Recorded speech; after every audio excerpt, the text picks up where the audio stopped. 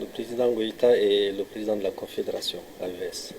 À ce titre, nous avons été chargés par nos présidents respectifs, le général Tchani et le capitaine Ibrahim Traoré, de rendre une visite de courtoisie, rendre le respect à leurs homologues, frères et amis et qui dirigent notre confédération. Évidemment, nous avons profité pour passer en revue les points clés qui nous réunissent ici en Chine.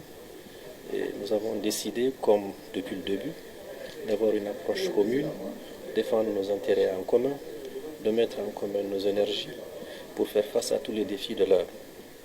Nous avons attentivement écouté également le président qui nous a donné des conseils, qui a donné des indications et des instructions pour que les travaux en cours pour renforcer cette confédération soient accélérés. C'est pour ça que nous sommes venus voir notre président commun, pour que cette coopération soit renforcée.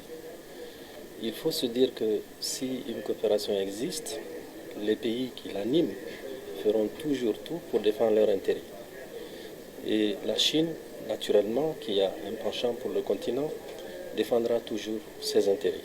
C'est pour ça que nous avons dit, nous devrions parler pied à pied, défendre nos intérêts et faire en sorte que la présence de Chine ait un impact réel sur le développement et le progrès de nos pays, sur nos populations. Donc c'est un langage commun que nous avons déjà tenu dans les réunions bilatérales, mais très certainement un langage qui sera tenu lorsque l'espace sera encore plus ouvert. Nous ne sommes pas venus pour tendre la main. Nos pays regorgent énormément de ressources, des ressources humaines, des ressources naturelles. C'est de voir comment, avec ce grand pays, la Chine, qui a trois qualités essentielles, c'est-à-dire l'effet positif de leur révolution, le changement de leur mentalité, l'ordre et la discipline, et le travail.